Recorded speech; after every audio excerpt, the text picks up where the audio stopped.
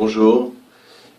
Très heureux de passer ce message pour la semaine Vayakel, semaine qui est très particulière puisque l'énergie qui se dégage, c'est l'énergie de construction du Mishkan.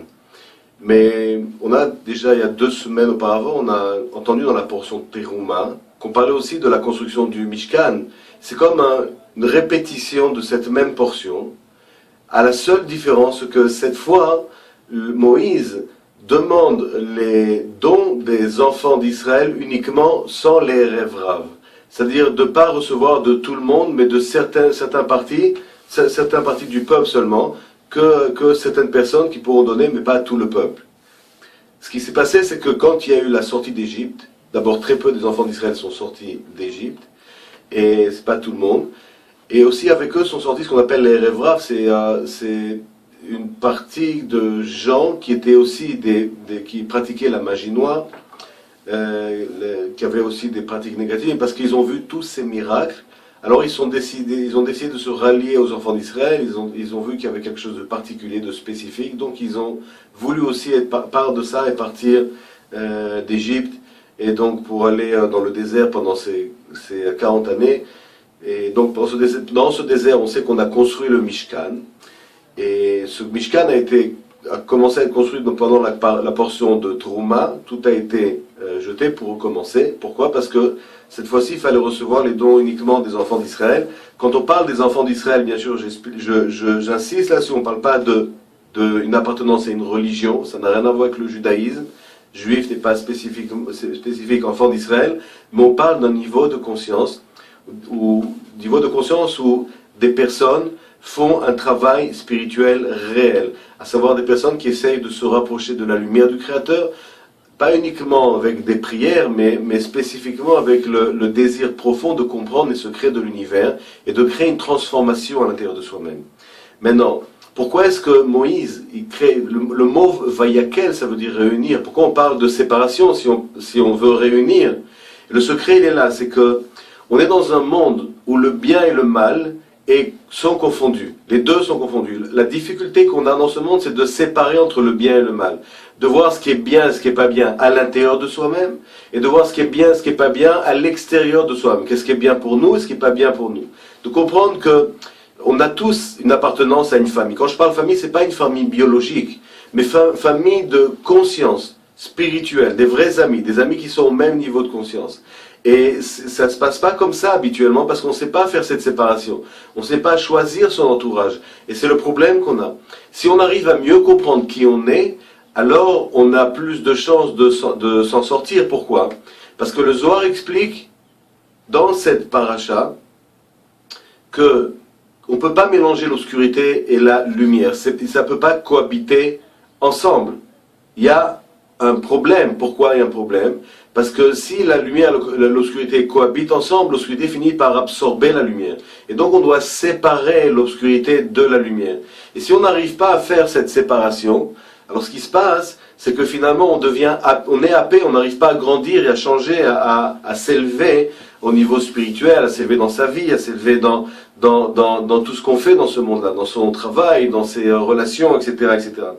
Le Zohar explique ici dans le verset numéro 6.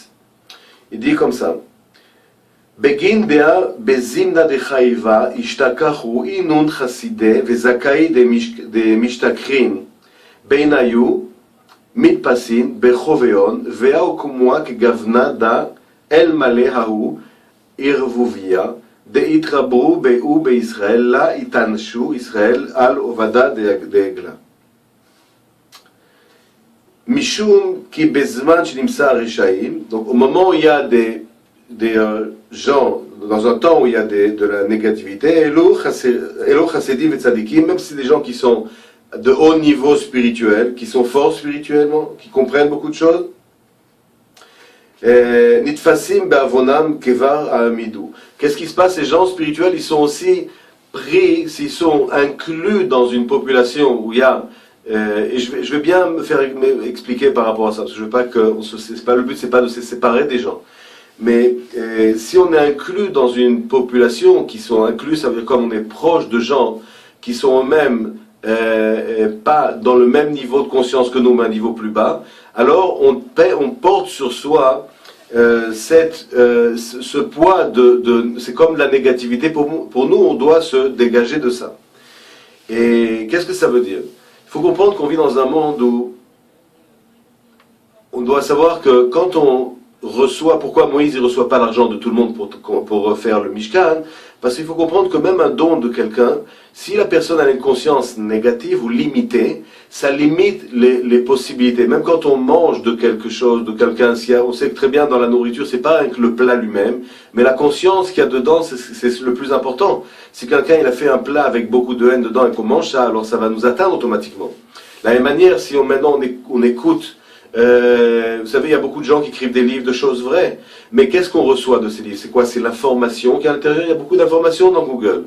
Alors ça veut dire on ne doit pas lire Google parce que les gens qui ont écrit dedans, peut-être qu'ils n'ont pas une pensée positive. C'est pas le point. Mais il faut comprendre que quand on est attaché, on veut recevoir, on a un désir de recevoir dans la spiritualité aussi d'une personne, et que cette personne, sa conscience, elle est petite. Qu'est-ce qui va se passer chez nous? On va être limité dans la vie. Parce que ce qu'on reçoit, c'est pas les mots, c'est l'énergie qu'il y a dans les mots. Et ça, c'est quelque chose on a du mal à comprendre. C'est pour ça qu'aujourd'hui, avec la facilité de l'impression, le Rav Ashlag, toujours, il expliquait que il y avait une époque où c'était dur d'imprimer des livres. Il fallait faire beaucoup d'efforts, dépenser beaucoup d'argent, et tout le monde n'allait pas faire ça. Que les gens qui avaient la réelle conviction et vraiment le réel désir de partager à un haut niveau le faisaient. Mais aujourd'hui, tout le monde peut écrire des livres. Tout le monde peut mettre des messages, etc. C'est très facile. Maintenant, comment est-ce qu'on peut faire la différence entre qu'est-ce qui est à mon niveau de conscience, ce qui n'est pas à mon niveau de conscience? Qu'est-ce que la personne va dégager? On peut dégager une très bonne information tout à fait réelle, mais on reçoit l'énergie des gens, des paroles, de ce que les gens nous donnent autour de soi. Qu'est-ce que ça veut dire? Ça veut dire que dans ce monde, on doit savoir se protéger, à savoir, on communique avec tout le monde, mais on doit savoir aussi qui sont nos amis, qui est ma famille, qui sont les gens avec lesquels je peux, qui sont vraiment au niveau de conscience auquel je suis, et qui font le travail spirituel qui est aussi connecté avec moi-même. Et cette paracha nous permet de nous renforcer en mieux comprendre qui on est exactement. Arriver à comprendre qu'est-ce qu'on fait dans ce monde. Si par exemple une personne, sa conscience c'est d'aller aider les pauvres, c'est ce qu'elle veut dans ce monde-là, et à ce moment-là, qu'elle doit faire ça. Mais elle doit savoir quel est son objectif, son but dans sa vie, et avec qui être en famille, avec qui être relié, connecté. Si c'est une personne, son but c'est de transformer le monde à travers la transformation des gens, leur donner une clarté, une vision des choses, comment une personne elle peut arriver à grandir spirituellement. Alors elle doit savoir que ça, c'est mon travail, c'est ma conviction, et les gens qui font la même chose que ça, ou les gens qui sont connectés avec ça, ou qui sont part de ça, c'est ma réelle famille. Avec ça, je suis attaché. Ça ne veut pas dire que je me détache des autres, mais je sais de qui recevoir et de qui ne pas recevoir. Je sais maintenant si je dois parler avec une personne, qu'est-ce que je peux donner à la personne, qu'est-ce que je peux recevoir de la personne, mais c'est d'une manière limitée, savoir exactement qui on est, où on est, comment séparer sa conscience avec où est-ce qu'on est avec un autre niveau de conscience. Et je m'explique encore d'une autre manière. C'est un exemple que je donne souvent, mais ça me permet de mieux comprendre. Vous savez, quand on a une entreprise, qu'on est chef d'entreprise, ok? Alors tout est important, le ménage de l'entreprise, le travail de secrétaire, etc. Mais est-ce que le chef d'entreprise, le boss, est-ce qu'il peut se permettre maintenant de descendre en bas et de commencer à nettoyer les parterres de l'entreprise parce que c'est pas lavé correctement?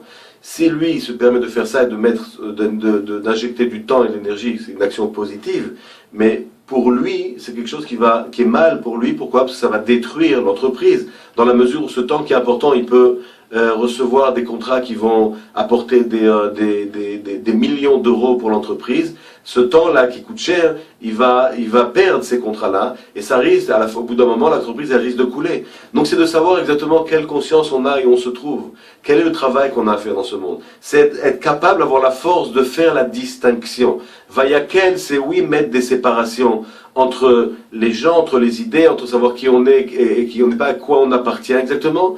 Et cette force-là, on l'a pas nécessairement. C'est pour ça qu'on est confus dans la vie souvent, et on ne sait pas, on n'a pas de direction exacte.